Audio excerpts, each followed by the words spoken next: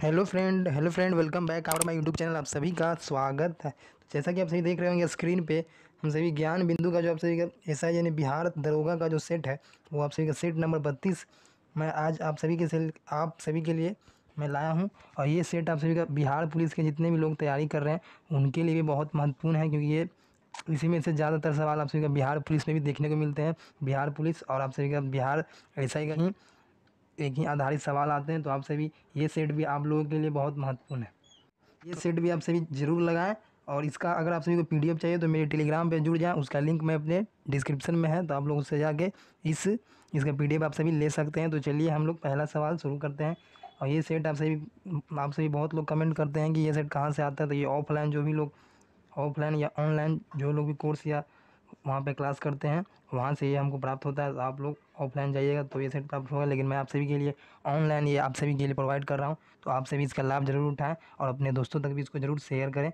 चलिए आज का पहला नंबर सवाल आप सभी के सामने क्या है। तो पहला सवाल है, हड़प्पा सभ्यता के बारे में कौन सा कथन सही है, ये आप सभी का सवाल है। तो इसका आपका सही जवाब होगा ऑप्शन नंबर सी, उन्होंने पशुपति का सम्मान करना आरंभ किया था।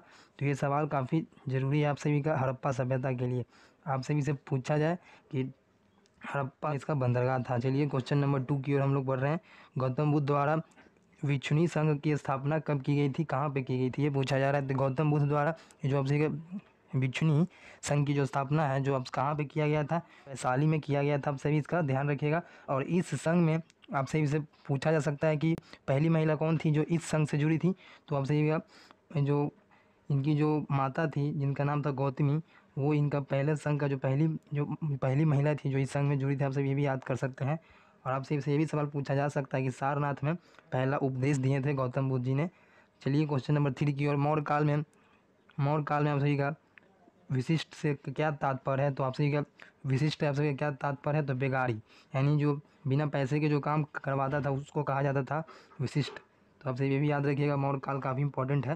क्वेश्चन नंबर 4 आप सभी के लिए, किस वंश के शासकों ने मंदिर एवं ब्राह्मणों को सबसे अधिक ग्राम अनुदान दिया था। तो गुप्त वंश के राजाओं ने आप सभी का ब्राह्मण में सबसे अधिक ग्राम अनुदान दिया था। इसे याद कर सकते हैं कि मंदिर एवं ब्राह्मणों को सबसे अधिक ग्राम अनुदान दिया था।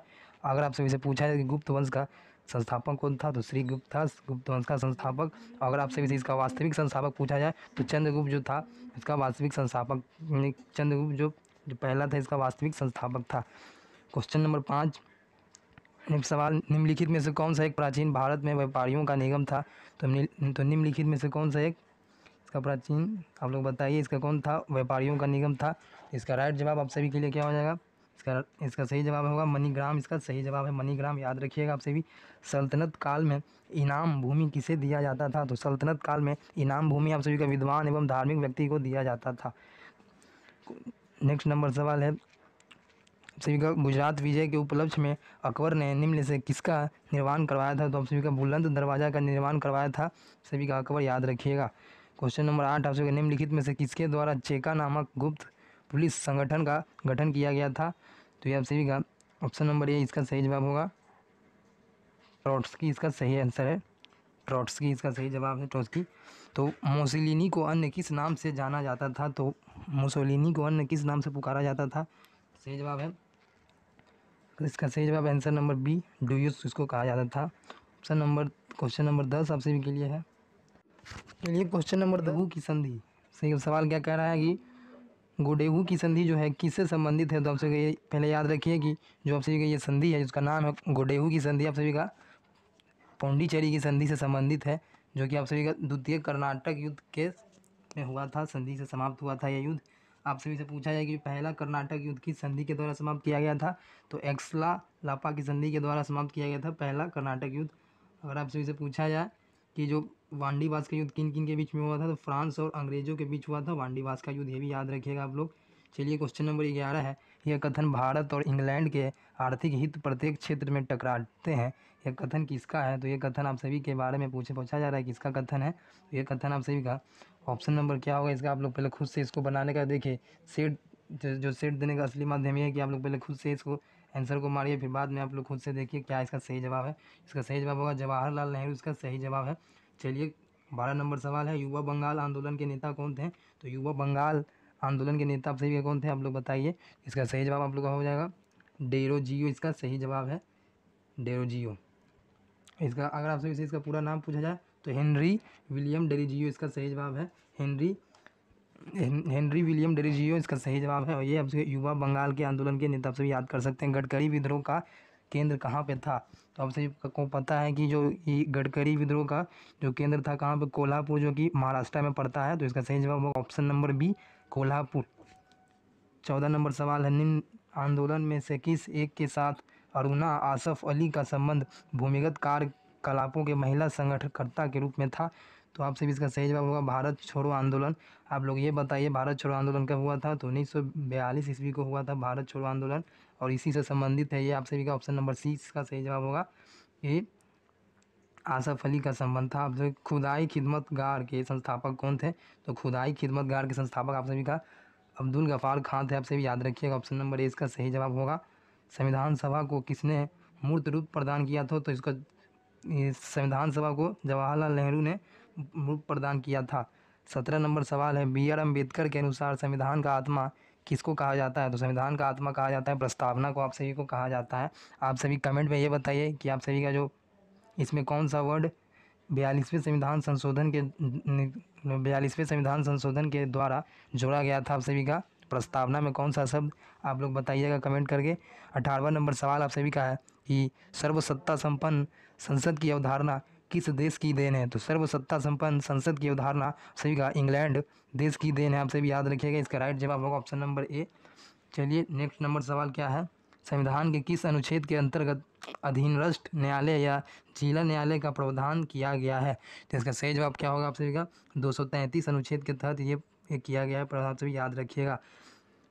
नेक्स्ट नंबर सवाल है, देशीयकरण द्वारा नागरिकता प्राप्त का एक तरीका क्या है, तो आप सभी का देशीयकरण द्वारा नागरिकता किस रूप से प्राप्त की जा सकती है, तो देशी पुरुष से विवाह करने पर आप सभी को यह नागरिकता प्राप्त की जा सकती है। कौन व्यक्तिगत स्वतंत्रता से संबंधित है, तो आप सभी का व्यक्तिगत स्वतंत्रता से संबंधित है आप सभी का बंदी प्रत्यक्षीकरण आप सभी का व्यक्तिगत स्वतंत्रता से संबंधित आप सभी याद रखिएगा। चलिए नेक्स्ट नंबर सवाल आप सभी के सामने है, कौन सा नीति निर्देशक सिद्धांत नहीं है, इनमें से कौन सा सिद्धांत आप सभी का नीति निर्देशक सिद्धांत नहीं है, तो ऑप्शन नंबर डी जो है आप सभी का सूचना का, जो आप सभी का राज्य का नीति निर्देशक सिद्धांत नहीं है। बाकी ये सभी आप सभी का जो मद्य निषेध है, काम का अधिकार, समान काम के लिए समान वेतन, सभी आप सभी का नीति निर्देशक सिद्धांत हैं। बाकी सूचना का अधिकार आप सभी का नहीं है।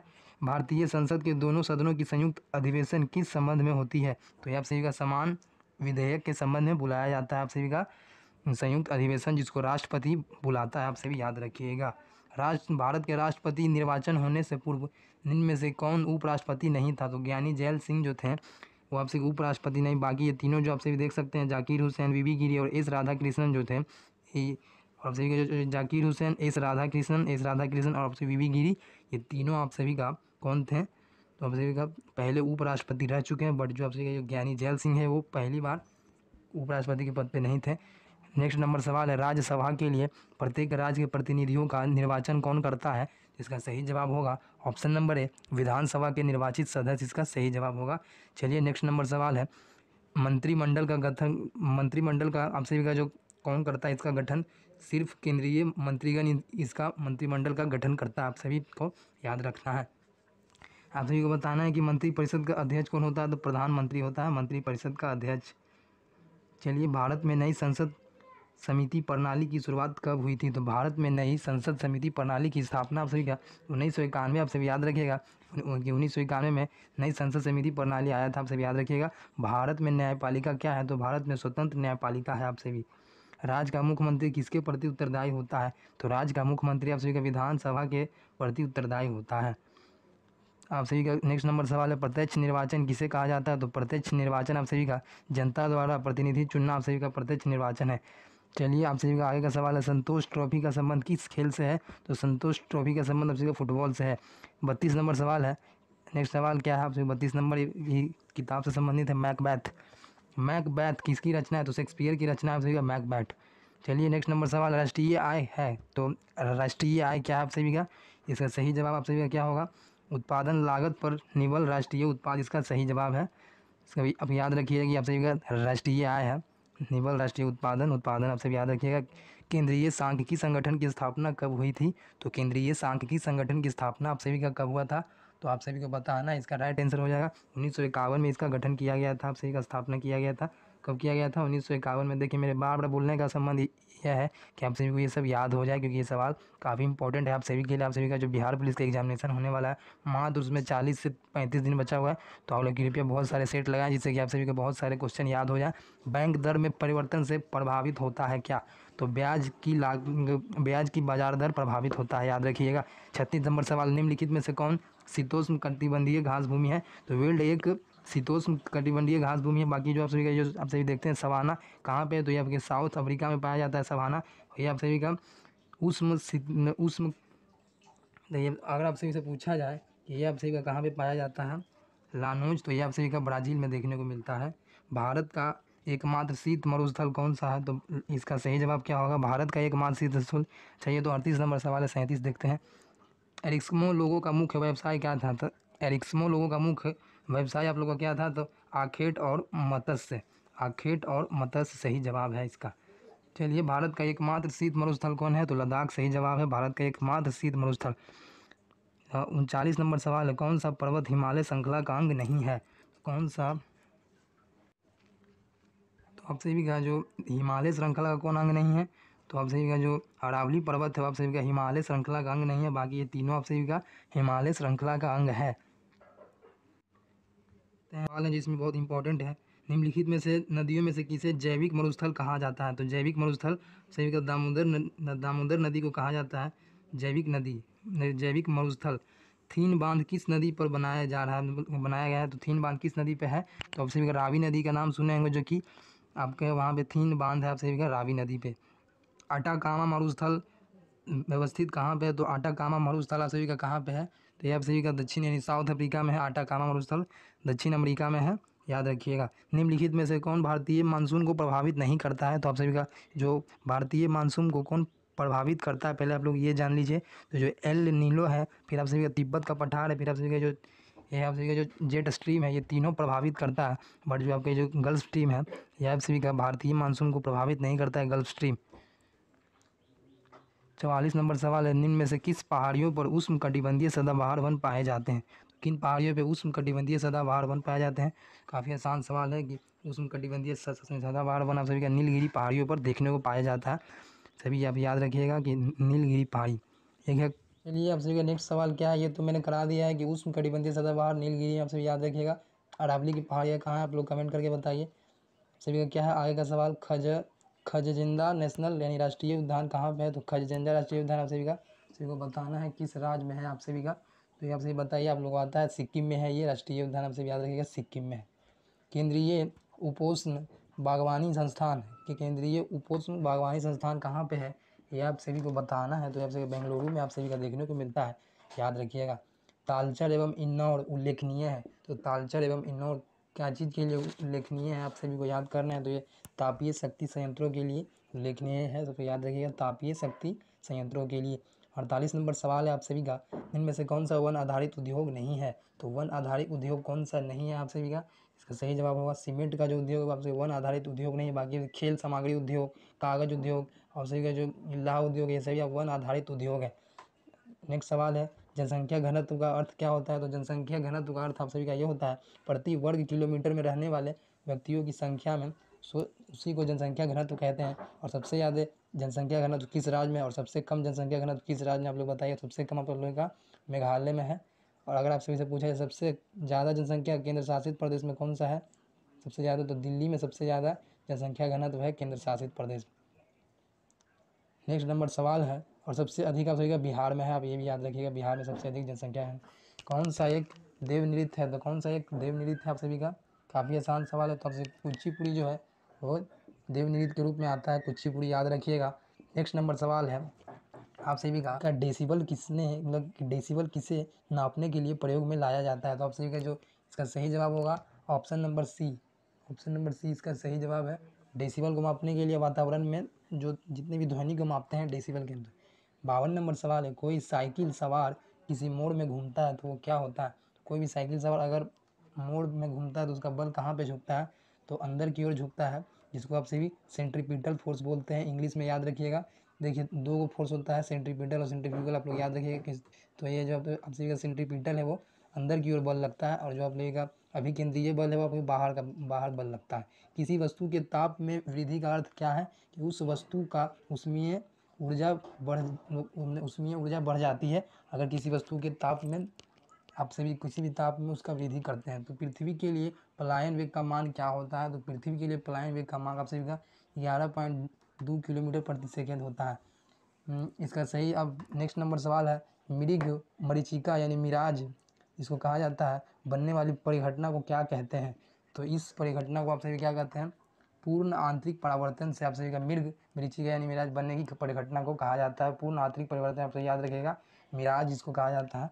निम्नलिखित में से कौन एक अर्धचालक नहीं है? तो अर्धचालक यानी सेमीकंडक्टर बोला जाता है, जिससे आप सभी जितने भी चिप बनते हैं वो सेमीकंडक्टर यानी अर्धचालक के बने हुए होते हैं। तो इसमें से जो आपसे ऑप्शन नंबर ए है इसको कहा जाता है जर्मेनियम, सिलिकॉन, और आप सभी का जो ऑप्शन नंबर सी है सेलेनियम। ये तीनों आप सभी का अर्धचालक हैं, बट जो आर्सेनिक है ये आप सभी का अर्धचालक नहीं है, याद रखिएगा। चलिए नेक्स्ट नंबर सवाल है, ये आप सभी का ट्रांसफार्मर का सिद्धांत किस पे आधारित है? तो आप सभी का जो ट्रांसफार्मर का सिद्धांत विद्युत चुम्बकीय प्रेरणा के सिद्धांत पर है। याद रखिएगा कि ट्रांसफार्मर का सिद्धांत विद्युत चुम्बकीय प्रेरणा के सिद्धांत पर आधारित है। नेक्स्ट नंबर सवाल आप सभी के सामने है, एक्सरे किरणों की वेधन क्षमता किसके द्वारा बढ़ाई जा सकती है? तो एक्सरे जो किरणों की आप सभी का जो वेधन क्षमता किसके द्वारा बढ़ाई जा सकती है? इसका सही जवाब है कैथोड और एनोड के बीच विभवांतर बढ़ाव से इसको हम लोग बढ़ा सकते हैं। याद रखिएगा, कैथोड एवं एनोड के बीच विभवांतर। निम्नलिखित में किस धातु चमक पाए, किस धातु में धातुई चमक देखने को मिलता है? इसका आंसर नंबर आप सभी देखिए 58 का डी हो जाएगा। आप सभी का 59 का हो जाएगा। आयोडीन में आप सभी का एक अधातु है, बट इसमें धातुई चमक देखने को आप सभी याद रखिएगा, आयोडीन सही जवाब है।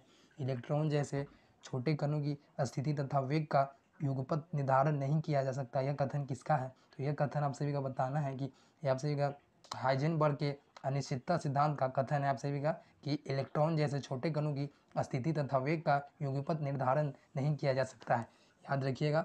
नेक्स्ट नंबर सवाल है, समस्त रेडियो सक्रिय पदार्थ क्षय होने के पश्चात किसमें अंतिम रूप में बदल जाते हैं? तो किसमें अंतिम रूप में बदल जाते हैं? तो ये आप सभी का शीशा के रूप में बदल जाते हैं, याद रखिएगा। नेक्स्ट नंबर सवाल, कार्बन टेट्राक्लोराइड अणु की आकृति कैसी होती है? तो कार्बन टेट्राक्लोराइड अणु की आकृति कैसी होती है? तो ये आप सभी का इसका सही जवाब आंसर नंबर सी, जिसको चतुष्फलकीय कहा जाता है, चतुष्फलकीय इसका सही जवाब है।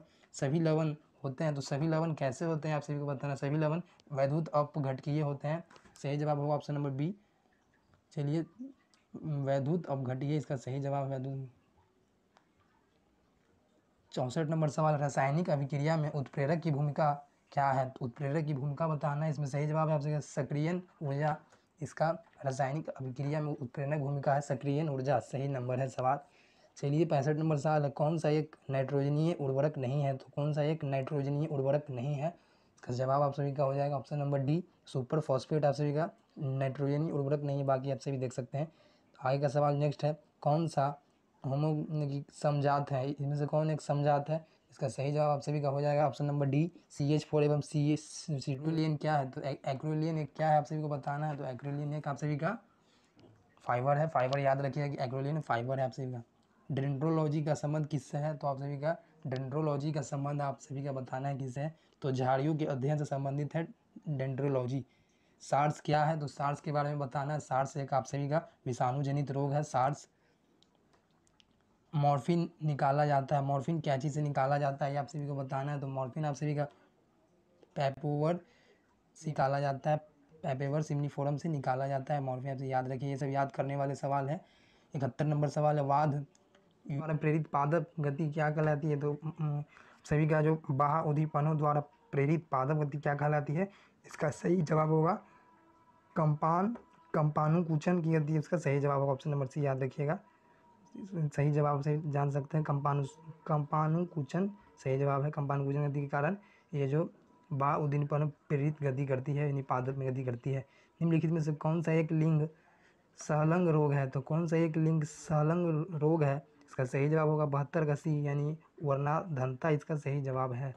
हेनरे का लूप का कार संबंधित है, जो हेनले का जो लूप का कार किससे संबंधित है? तो हेनले का जो आप सभी लूप का सिद्धांत है आप सभी का उत्सर्जन तंत्र से संबंधित है, आप सभी याद रखिएगा।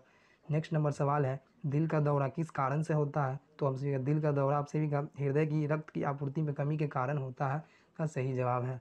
ईईजी का प्रयोग किसकी गतिविधि दर्ज करने के लिए किया जाता है, तो ईईजी का आप सभी का जो किसकी गतिविधि दर्ज करने के लिए किया जाता है, तो मस्तिष्क का इस विधियों को दर्ज करने के लिए किया जाता है, याद रखिएगा। आगे नंबर सवाल है नेक्स्ट नंबर अमर्त्य सेन को कब मिला था भारत रत्न, ये पूछा जा रहा है। तो अमर्त्य सेन जो प्रोफेसर है उनको कब भारत रत्न सम्मान दिया गया था, तो 1999 में आप सभी का अमर्त्य सेन को भारत रत्न पुरस्कार दिया गया था। विश्व वन्य जीव संरक्षण कोष का मुख्यालय कहाँ पे है, तो विश्व वन्य जीव संरक्षण कोष का मुख्यालय कहाँ पे आप सभी का, इसका सही जवाब होगा, इसका सही जवाब आंसर नंबर डी है, इंग्लैंड में आप सभी का क्या है, आप सभी का इंग्लैंड में विश्व वन्य जीव संरक्षण कोष का मुख्यालय है। अंतर्राष्ट्रीय न्यायालय के न्यायाधीशों की नियुक्ति कितने वर्ष के लिए की जाती है, तो अंतर्राष्ट्रीय न्यायालय के न्यायाधीशों की नियुक्ति आप सभी का कितने वर्षों के लिए, 9 वर्षों के लिए की जाती है, याद रखिएगा। नेक्स्ट नंबर सवाल आप सभी का, नेक्स्ट नंबर सवाल देखिए जितने भी सवाल है काफ़ी एग्जामिनेशन में आने के लिए बहुत इंपॉर्टेंट है, इसे याद करते चलिए। 9 वर्ष। तास किस देश की समाचार एजेंसी है, तो तास आप सभी का रूस की समाचार एजेंसी है। सतत विकास हेतु पानी अभियान के अंतर्राष्ट्रीय दशक है, तो सतत विकास हेतु पानी अभियान के अंतर्राष्ट्रीय कौन सा है आप सभी को बताना है, तो 2018 से 2028 तक इसका सही जवाब होगा। वर्तमान समय में रॉ के प्रमुख कौन बने हैं, तो रॉ के प्रमुख आप सभी का रवि सिन्हा है, सभी याद रखिएगा, रवि सिन्हा इसका सही जवाब होगा। हाल ही में वीरता पदक, तो अगर आप सभी से पूछा जाए रॉ का फुल फॉर्म क्या होगा, तो आप सभी इसका कमेंट करके बताइए रॉ का फुल फॉर्म क्या होगा, जिसके अध्यक्ष रवि सिन्हा है, रवि सिन्हा है, और इसका फुल फॉर्म आप सभी कमेंट में बताइए रॉ का। हाल ही में वीरता जो पदक है उसको पहली महिला वायुसेना अधिकारी कौन बनी है, इसका सही जवाब आप सभी का हो जाएगा दीपिका मिश्रा, सही जवाब है दीपिका मिश्रा। चलिए नेक्स्ट नंबर सवाल है गणतंत्र दिवस 2023 के किस राज्य की झांकी को सर्वश्रेष्ठ स्थान मिला है, तो सर्वश्रेष्ठ स्थान आप सभी का मिला है उत्तराखंड के राज्य को सर्वश्रेष्ठ झांकी में, याद रखिएगा 2023 में। 84 नंबर सवाल है हाल ही में किस राज्य की आथुर पान का पत्ता को 2023 का जीआई मिला है, जीआई टैग किसको मिला है 2023 का, किस राज्य के है ये बताना है आप सभी को, इसका सही जवाब होगा कर्नाटक में इसका जो पत्ता है आथुर पान का पत्ता को मिला है जी। दीव कला मेला 2023 कहाँ मनाया गया है, तो जो आप सभी का दीव कला मेला राजस्थान में मनाया जा रहा है, दीव मनाया गया है, याद रखिएगा राजस्थान में। ऑप्शन नंबर नेक्स्ट नंबर सवाल है राजस्थान में कौन कौन से नेशनल पार्क है, आप लोग कमेंट करके बताइए। 18वां G20 शिखर सम्मेलन 2023 का थीम क्या है आप सभी को बताना है, इसका थीम क्या आप सभी बताइए। जी शिखर सम्मेलन 2023 का थीम 18वां था, इसका थीम आप सभी का है बताइए, आप लोग पहले खुद से इसको बनाने का प्रयास करिए। इसका थीम है one earth one family one future, इसका थीम है, याद रखिएगा। निम्नलिखित में से कौन सा ऑपरेशन चक्रवात मोर्चा से प्रभावित म्यांमार की सहायता के लिए किया गया है, तो कौन सा ऑपरेशन म्यांमार की सहायता के लिए किया गया है, तो ऑपरेशन करुणा इसका सही जवाब है। ऑपरेशन करुणा जो है इसको जितने भी चक्रवात को आप प्रभावित म्यांमार की सहायता के लिए। वैश्विक ऊर्जा संक्रमण सूचकांक 2023 में प्रथम स्थान स्वीडन को प्राप्त हुआ है, इसमें भारत का स्थान क्या है, तो इसका स्थान है आप सही का इसका सही जवाब होगा 67, जवाब होगा 67। हाल ही में कौन सा नगर निगम CBDC का उपयोग करने वाला पहला नगर निगम बन गया है, तो CBDC का उपयोग करने वाला पहला नगर निगम आप सभी का बन गया है बताइए, तो ये सभी जहाँ आप लोग पटना में इसका उपयोग करने वाला पहला नगर है, पहला नगर निगम पटना है CBDC हाल ही में। नेक्स्ट नंबर सवाल है CSI के किस राज्य में सबसे बड़ा प्राकृतिक आर्क है, किस राज्य में सबसे बड़ा प्राकृतिक आर्क खोजा है, तो ये बताना है आपसे इसका सही जवाब क्या होगा, तो ऑप्शन नंबर डी इसका सही जवाब उड़ीसा में खोजा गया। नेक्स्ट नंबर सवाल है हाल ही में कौन सा देश operation earth observation satellite Taifa one launch किया है, तो टाइफा-1 कौन लॉन्च किया है दोस्तों, तो टाइफा-1 केन्या नामक राज्य जो देश है वो देश ऑपरेशनल अर्थ ऑब्जर्वेशन सैटेलाइट जिसको कहा जाता है केन्या द्वारा लॉन्च किया। हाल ही में पर्यावरण मंत्री भूपेंद्र यादव ने किस राज्य में अरावली पर्यावरणीय पर्दा परियोजना का अनावरण किया है, ये आप सभी को बताना है कौन से हैं, इसका ऑप्शन आप लोग देख लीजिए किस राज्य के जो ये मुख्यमंत्री आप सभी को बताना है, तो इसका सही जवाब क्या होगा, सही जवाब इसका होगा हरियाणा, हरियाणा के हैं, हरियाणा में किया गया है ये आप सभी का। कपिल देव प्रसाद बिहार को लगी, ये जो कपिल देव प्रसाद ये आप सभी बिहार के हैं, 2023 में पद्म श्री दिया गया है, किससे संबंध रखते हैं आप सभी का, तो ये आप सभी का कला से क्षेत्र के हैं, तो ये सभी कला से संबंधित है, याद रखिएगा कला से कपिल देव प्रसाद।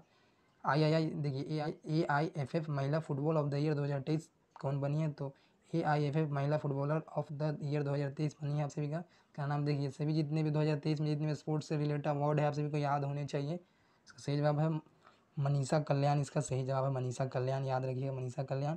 अंतर्राष्ट्रीय बायोस्फीयर रिजर्व दिवस किस तिथि को मनाया जाता है? तो अंतर्राष्ट्रीय बायोस्फीयर रिजर्व किस तिथि को मनाया जाता है? तो ये आप सभी का 2 नवंबर को मनाया जाता है, 2 नवंबर, याद रखिएगा। यहाँ से आप सभी का मैथ का सवाल शुरू होता है, आप लोग इसको बनाइएगा। इसका आंसर मैं आप सभी को बता देता हूँ। टाइम एंड वर्क से जो सवाल है आप सभी, ये काफ़ी इजी सवाल है, आप इसको बना लीजिएगा। इसका आंसर मैं आप सभी को बता देता हूँ, 12 है इसका सही जवाब होगा, 12। 57 का सही जवाब क्या होगा आप सभी का? ए होगा 3:7। 58 का आप सभी का क्या होगा सही जवाब? सभी मैथ का सवाल है तो मैथ के सवाल है आप सभी का। 58 के सही जवाब हो गए ए नंबर। 2884 इसका सही जवाब है। सभी सवाल आप सभी के लिए इंपॉर्टेंट है, मैथ में ऐसे ही सवाल देखने को मिलते हैं। 99 का सवाल आप सभी का क्या है? सभी आपसे ये सवाल आप सभी का रीजनिंग का है, सभी आप लोग बनाइएगा। इसका आंसर मैं आप सभी को बता देता हूँ। ऐसे इसका PDF मैं अपने टेलीग्राम पर डलवा दूंगा। ये इसका सही जवाब है, ये इसका सही जवाब है।